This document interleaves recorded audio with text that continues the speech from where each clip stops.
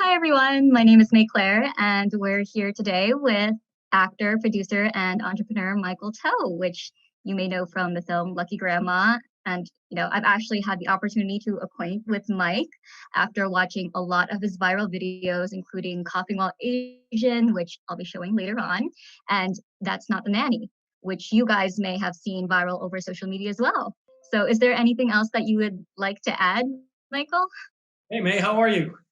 I'm good. How are you doing? Good. It's good to have a talk with a fellow actor. Yeah, definitely.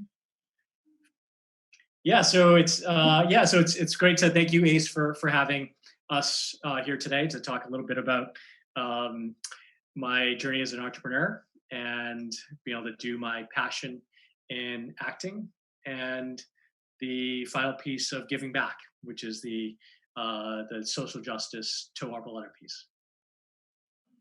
All right, so we're going to show a little bit of your reel. Are you ready to show your talents, Mike? Cool. Great. Chang's among the most well-respected business leaders in New York. Okay. These are wild, baseless, and frankly, offensive accusations. Offensive? Yeah. Baseless? No. He's still walking our forensic accountants through your maze of money laundering. The Changs know nothing of any of this. Did the mothers know what you forced the girls to do to pay off the debt? These criminals are lying. Who are you? I'm Del Toro. How did you find the real Mr. Del Toro?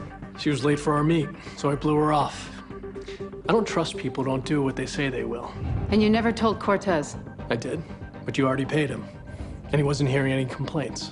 Good deal for him. And for you. Nothing's free in this life. Which is why I'm here. If he's gotten through Bradley Dynamics' first firewall, he's not nobody. That does not make me feel better. Now, you do understand the task at hand, and you feel you're up for it? If you got the hardware he says you do, it shouldn't be a problem.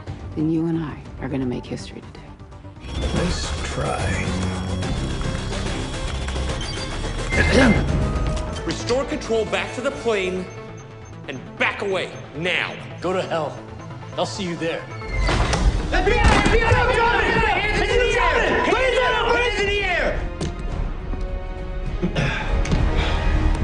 One's got a gun, the other has a Swiss Army knife. No identification of any kind. If we're being formally charged, we have a right to know. All right. You questioning? Just get in the car. Okay, all right, I'm in. Sorry we stole your car, man. No worries. We found it. Mr. Lawson. Yeah. I'm from shipping here to pre-check the site for tonight's delivery. The area will be closed to foot traffic, Yes, it will. and we'll have access through the main gate. Of course, yes. We also tested the trailer restraints. We replaced the snap rings and clips on the dock levelers and cleaned, filtered, and recalibrated all the hydraulics. So we are 100% ready to go. Excellent. Oh, and you're aware of the new time? Of course, midnight. Precisely. Oh. That's terrible. This is Mr. Xu of the Chinese Ministry of Culture. Pleasure to meet you. Excuse me, sir. Can we order the chicken with the broccoli, please? 那有那个西兰花鸡。好啊，我知道。我不能相信他们竟然认为我们在台湾吃这个。What's the point in negotiating with these fuckers if they don't keep their word? 俾佢啊！唔係啊，講大話。 10萬俾佢，打醒我哋㗎。 the rest of it. Hey, you just booked something just like this. Yeah, it's in the basket over there. This tequila slaps. I didn't mean to go that hard. What are you doing? Oh, you're gonna get it. Oh. Makes me a little uncomfortable how much you want it, but...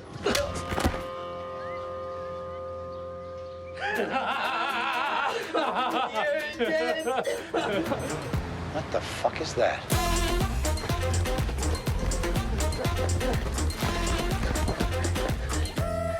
Fireball. So I know this is kind of a chicken or an egg question, but what came first? Was it the acting or the financial planning?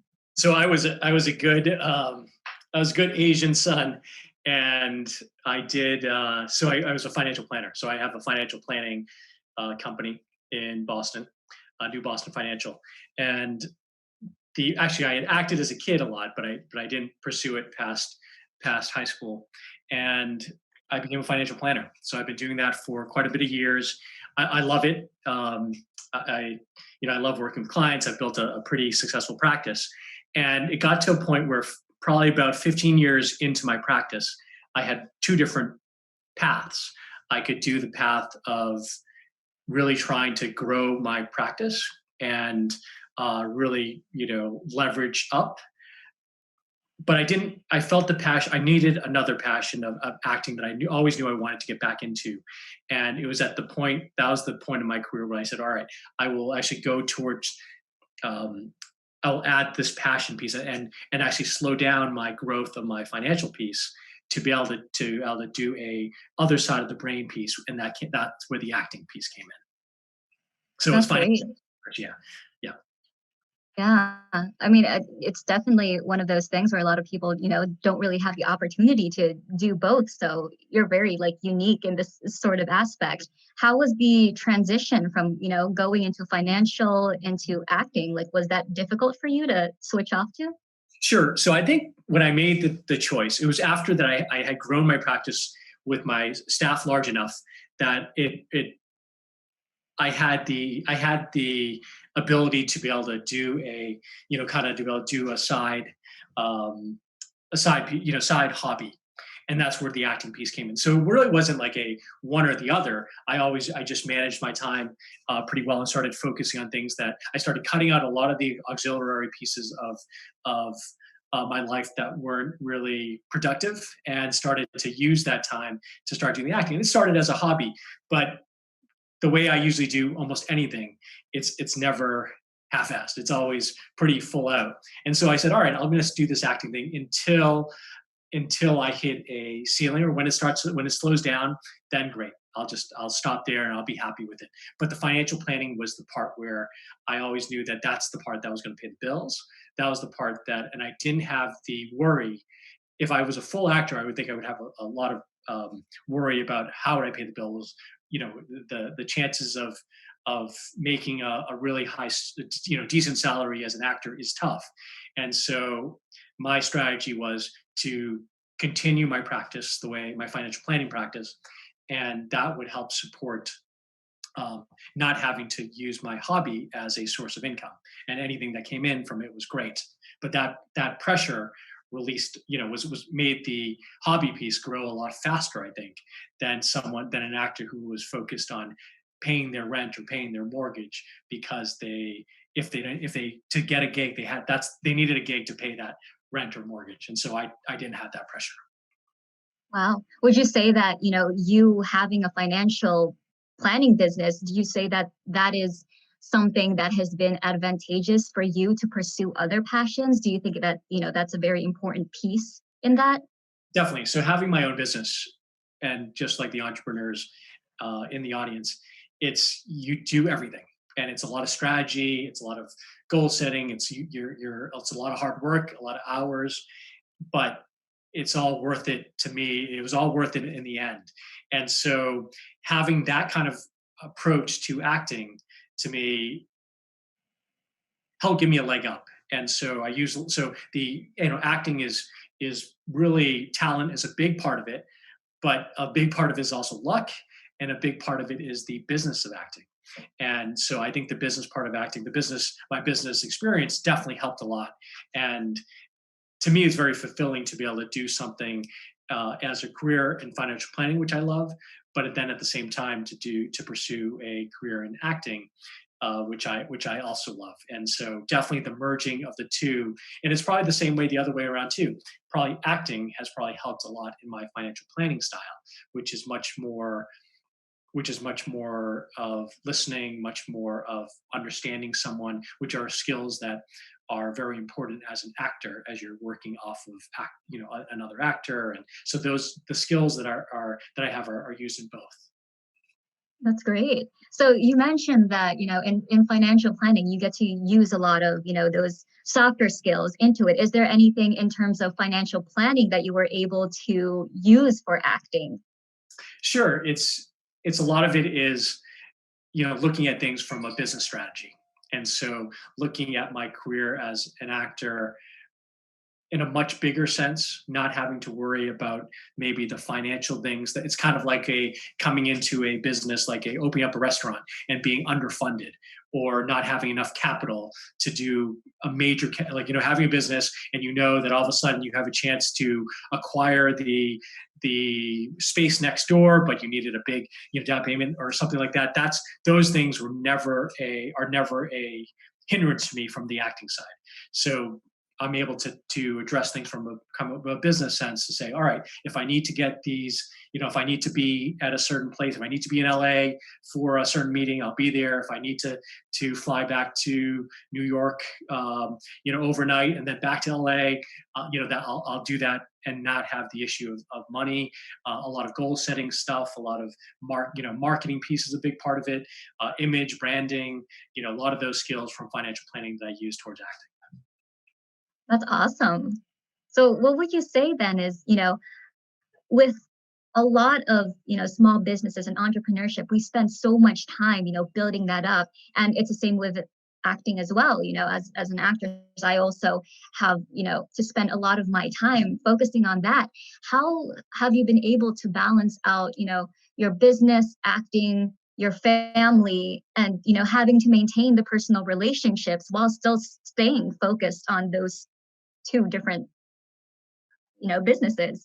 Sure. And so I think that comes back to all like entrepreneurial skills, where as an owner of a small business or small practice, your time is so it's so tight, and you're thrown into so many different things. So you have to really be very efficient, and you have to really compartmentalize a lot of things, and there's not a lot of wasted time. So I did a big major, when I first started the hobby of acting, it was not a big issue because it didn't take a lot of time. And still, even now, as my acting career started getting a lot larger, I had to take a step back and look at my overall situation and say, do I actually have what is important to me?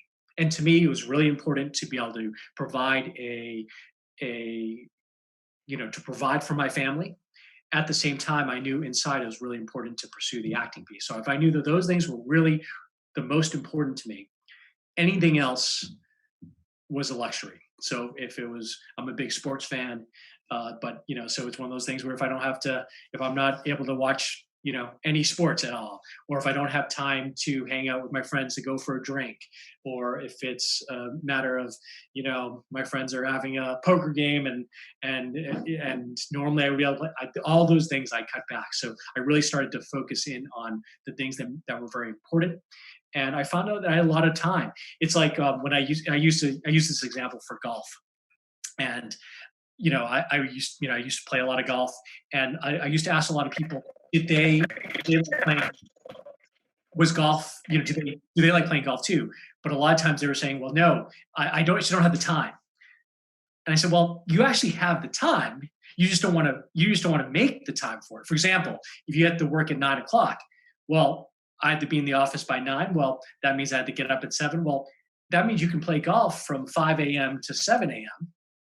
And you just have to get up. You just have, instead of sleeping, until 7, you have to sleep till 4, and then get up. I used to get up at 4:45 to start off golfing at 4:45 at the crack of dawn. We would still hit the ball when it was dark, and I would be done with 18 holes in 2 hours, 2.5 hours. So I'd be in the office still before everyone else got into the office. So it's the same kind of example with acting, where I made sure that I had the time, and a lot of the time that I could pursue both fully and not really feel like I lacked the time that I was missing time for either. And a lot of times I try to merge the two. So if I'm going to an audition in New York, and I do a lot of things using technology, whether I can take calls with my clients, or with my setting things out with my assistant, using a lot of hands-free kind of things. So when I drive down or a plane ride, I can do a lot of both. So I love that kind of merging my lives together and being very efficient at the same time, and at the same time not feeling like I'm missing out on on something that I love to do. That's great. honestly, you know, especially with a lot of new actors, when they are just doing acting and they don't have anything else, like a lot of them build up nervousness from going to auditions, but you have like a whole life that you can, you know, count on so that, you know, because you know you're okay, you're doing well.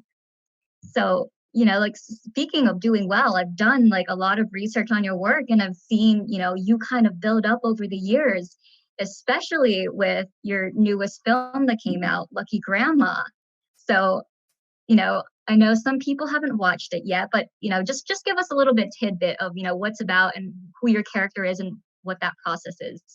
Sure. So Lucky Grandma is a movie that won the Tribeca AT&T Untold Stories, and I know we're going to see a trailer right after this, but it was it's a movie, so it won the $1 million prize, and then they also raised money on top of that, and it was just we were actually planning on a nationwide release in August, but because of everything that happened, it turned out to be a virtual theatrical release, and it's been getting fantastic reviews with with the support of Gold House, with reviews from the Globe and the New York Times and the Chicago Tribune and Variety and Deadline. It was listed as the top 60 movies, Asian American movies of all time, and it just released. So we're really excited about that. And if we want to show the trailer, that'd be great. Yeah, check it out.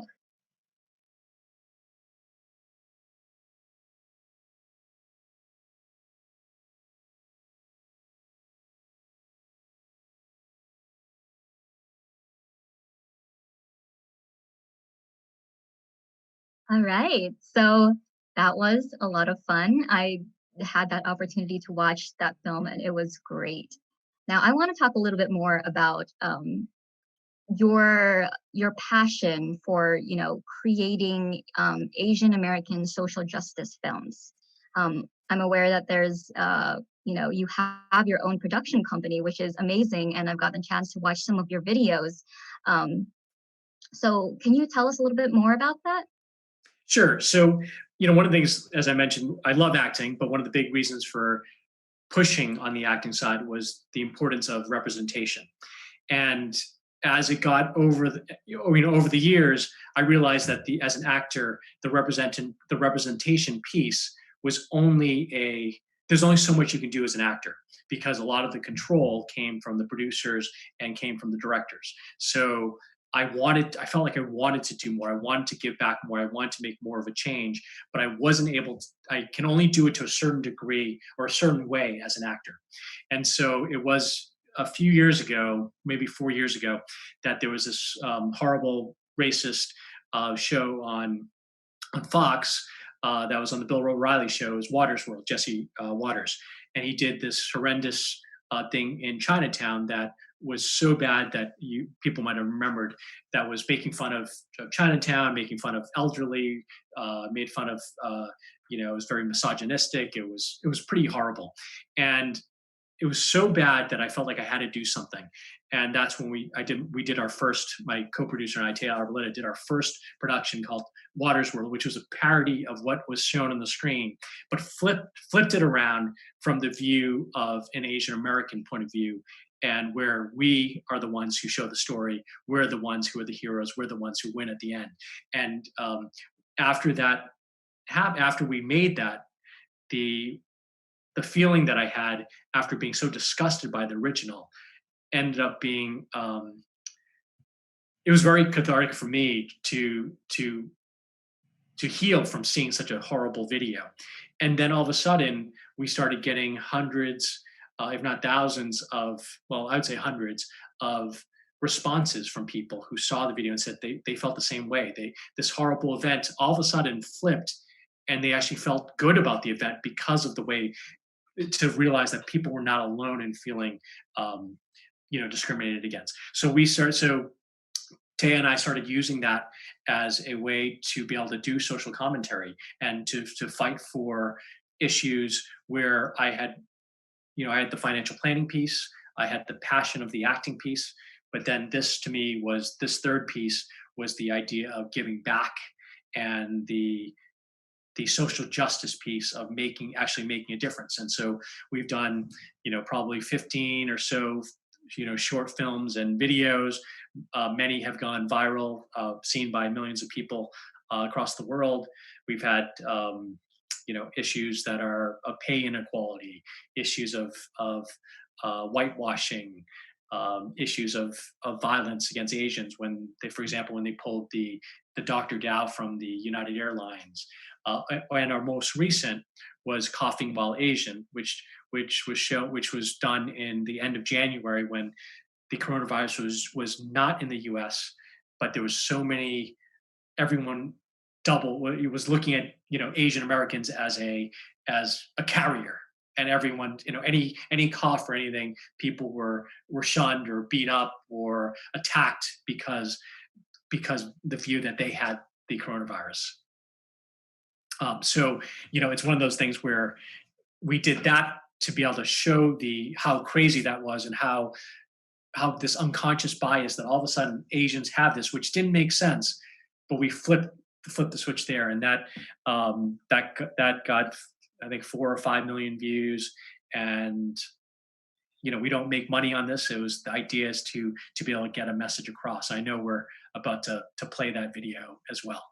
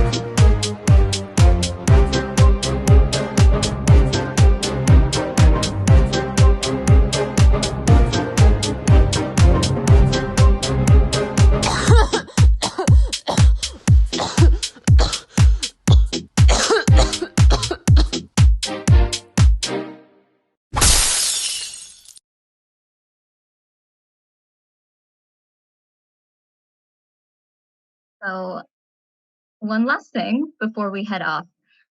What I'm very curious about, since knowing all of these things about you, is what do you plan to do moving forward with your career? Whether it's financial planning, acting, this film, like, do you want to get picked up by like a huge, other production company and create like a feature film similar to these? Or what are your plans for the future?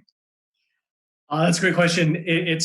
I take it day by day. We'll see, I live life to its fullest, and we'll see what each step takes. But to me, it's the ability to be able to do the things that I love, and whatever path that takes. So, the ability to have a practice now, and a lot of times I integrate. So, if I do a video that creates a video, I loved having my family in it.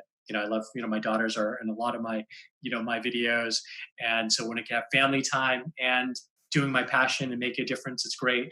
The same thing with the financial planning piece of it. I have now a lot of pretty well-known actors and directors who are my clients, and it's not because I'm searching for it. It's all of a sudden on set, people start to ask me questions about it, and next they ask that they want to come in as a client. So to me, I don't know.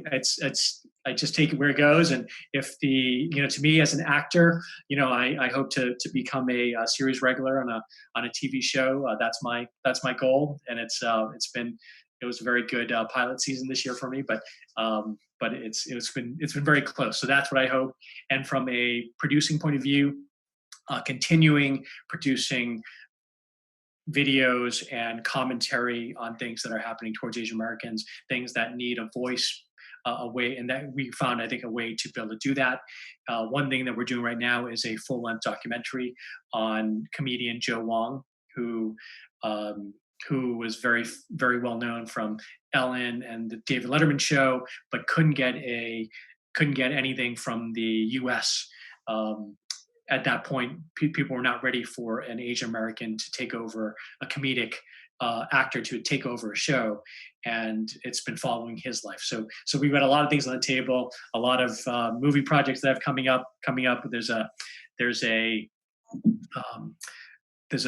TV show Nosferatu that's coming up for me. That's opening up in a few weeks. That's starring Zachary Quinto, and a movie with Riz Ahmed coming up in August called Sound of Metal. That's got a lot of reviews. But right now, I'm enjoying this opening weekend of Lucky Grandma. So thanks a lot, May. I appreciate it. Yeah, thank you so much for speaking with me. Thanks, guys. Thanks, Ace. Thank you so much, guys. That was awesome. I'm so